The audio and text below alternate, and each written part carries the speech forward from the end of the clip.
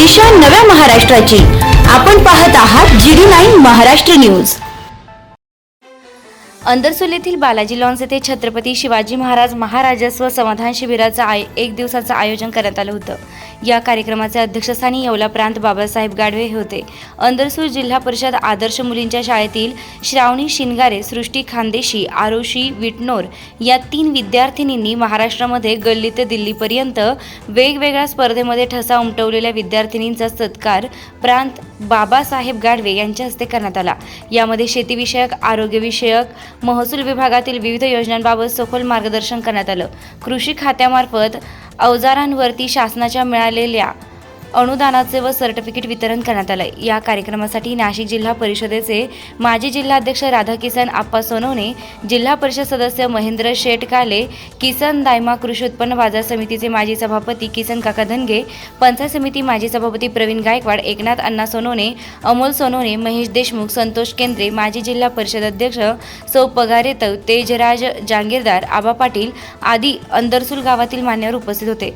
तसेच कृषी अधिकारी पगार साहेब, तहसील कार्यालयातील भू अभिलेखन व पुरवठा विभाग, महसूल खाते यातील अधिकाऱ्यांनी वेगवेगळ्या योजनांविषयी जमलेल्या शेतकरी बांधवांना माहिती दिली। या कार्यक्रमाच्या ठिकाणी शाळेतील विद्यार्थ्यांनी विविध सांस्कृतिक कार्यक्रमांचं आयोजन करण्यात आलं होतं।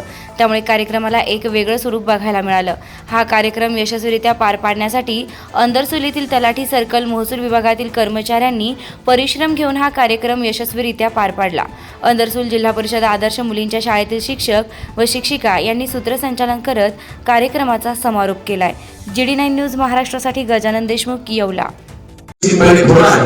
मी आता बोलता किसन काका गाडवे साहेबांना सांगत होतो, 4 दिवसापूर्वी एक 10 नोंदी आम्हाला गुगलगावच्या पाहिजे होत्या आणि त्या गुगलगावच्या नोंदी मला असं वाटलं की नेहमीप्रमाणे या 10 नोंदी मिळण्यासाठी 10 दिवस लागतील, परंतु प्रवीणजी त्या ठिकाणी आमचे संबंधित लाभार्थी गेल्यानंतर मोजून 15 मिनिटांमध्ये त्या 10 नोंदी त्या ठिकाणी काढता आल्या। इतकं प्रशासन या ठिकाणी चांगल्या पद्धतीने काम करतंय।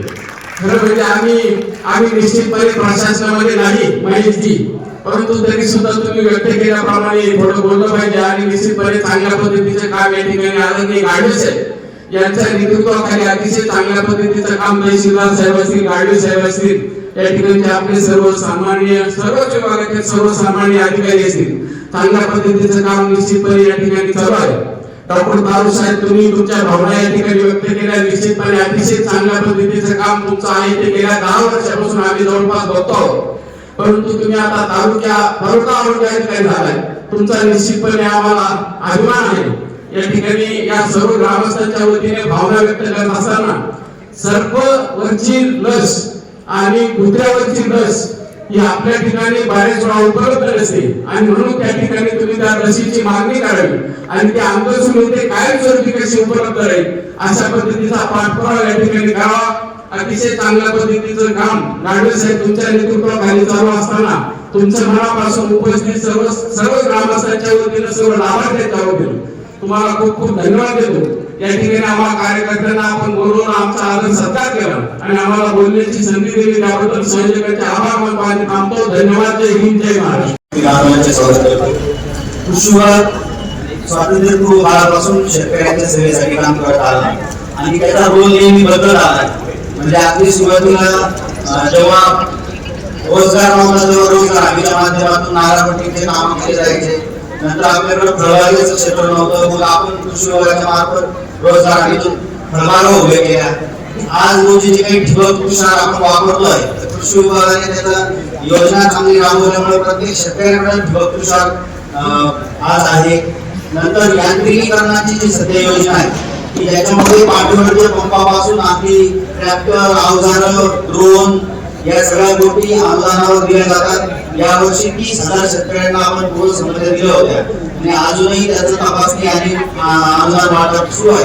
कृषी विभाग असा एकमेव आणि पहिला विभाग आहे ज्याच्यात अनुदान हे डायरेक्ट ट्रान्सफर टू बेनिफिशियरी, म्हणजे डायरेक्ट लाभार्थ्याच्या खात्यात ते अनुदान जातं आणि त्याच्यामुळे अतिशय त्याच्यात पारदर्शकता आलेली आहे। सेवा योजना याचे प्रतिनिधित्व करण्यासाठी आहे। आपल्या विभागात एकूण 2 प्रकल्प आहेत आणि एवढ्या तालुक्यातील प्रकल्पात 2 शेती अंगणवाड्या कार्यरत आहेत।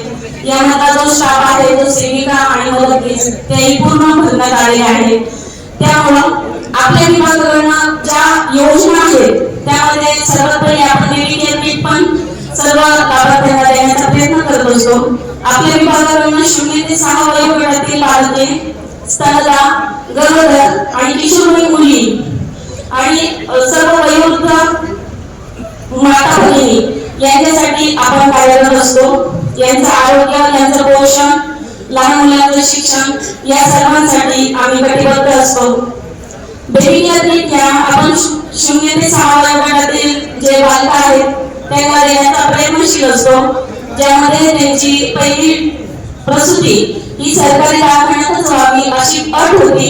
त्यामुळे बरेचशा लोकांना किंवा नागरिकांना ज्यांची बालकं हे खाजगी रुग्णालयात जन्माला आलेले होते त्यांना आपण बेबी केअर किट देत नव्हतो. आदर्श या ठिकाणी उपस्थित व्यासपीठावर सन्माननीय श्री कार्यक्रमाचा मुख्य उद्देश आहे हा मंडळ स्तरावर शिबिर आयोजित करून शासनाच्या ज्या योजना आहेत, शासन स्तरावर काय चालू आहे हे जनसामान्यांपर्यंत पोहोचवणं हा शासनाचा मुख्य उद्देश आहे. मगाशी प्रवीण भाऊंनी सांगितलं की आपण शासन आपल्या जागी हा कार्यक्रम तिथून मागे घेतो. आता त्यातच हे 20 तारीख ग्रुप आहे की सगळ्या योजना लोकांना समजल्या पाहिजे आपल्यासाठी शासनाने काय केलं, कोणत्या विभागाने काय योजना आणल्या. म्हणून प्रत्येक विभागाचे पवार साहेब असतील, मॅडम आहेत पुष्पागाडे पाटील, त्यांनी त्यांच्या विभागाचं सांगितलं. बरेच लोक महसूल विभागाबद्दल काही तक्रार करताना मंत्र्यांनी भेटत नाही, सातबारा मिळत नाही. आता सातबारा एका क्लिकवर आपल्याला डिजिटल सातबारा मिळेल. तुमच्या मोबाईल मध्ये तुम्ही ₹15 टाकून डिजिटल सातबारा डाउनलोड करू शकता. ही सुधारणा शासनाने केली. आपल्याला नवीन त्यांनी उल्लेख केला बघायची तिची नोंद घेण्यासाठी आपल्याला 15 दिवस थांबावं लागेल. आता तुम्हाला 5 मिनिटात ते स्कॅनिंग केलेलं रेकॉर्ड उपलब्ध होतं.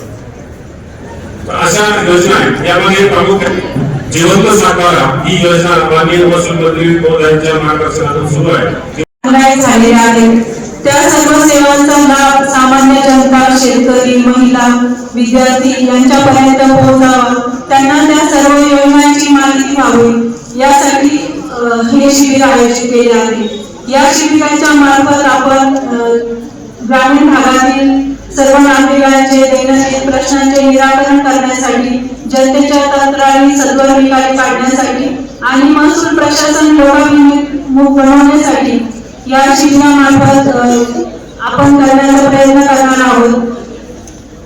या शिबिरामार्फत आपण शासनाने जे काही विविध निर्णय घेतलेले आहेत महसूल विभागाने ते आज जनतेपर्यंत पोहोचवण्यासाठी आपण इथे प्रयत्न करणार आहोत. तर यामार्फत शासनाने भोगोलदार वर्ग 1-2च्या जमिनी व 1 मध्ये रूपांतर करण्याचा महत्वपूर्ण निर्णय घेतला आहे. त्या संबंधी आपल्याला इथे माहिती मिळेल. तसेच जिवंत सातबारा मोहिमेअंतर्गत सातबारावरील मयत व्यक्तींचे वारस नोंदणीसाठीचा जो अभियान आहे त्या संबंधी या शिबिरात पूर्तता होणार आहे. तसेच सामाजिक अर्थसहाय्य योजना अंतर्गत लाभार्थी विद्यार्थ्यांचे मंजुरीचे आदेश या शिबिरात वाटप होणार आहे. तसेच तुकडेबंदी कायद्याविरुद्ध जे प्रमाणभूत क्षेत्रापेक्षा कमी क्षेत्राच्या ज्या नोंदी सातबारावर झालेल्या आहेत त्याबाबतही कार्यवाही या शिबिराच्या कालावधीमध्ये होणार आहे. तसेच नोंदणीकृत दस्तांच्या आधारे जे तुकडेबंदीच्या नोंदी झाल्या आहेत त्याच्याही बाबत इथे कार्यवाही होणार आहे. तसेच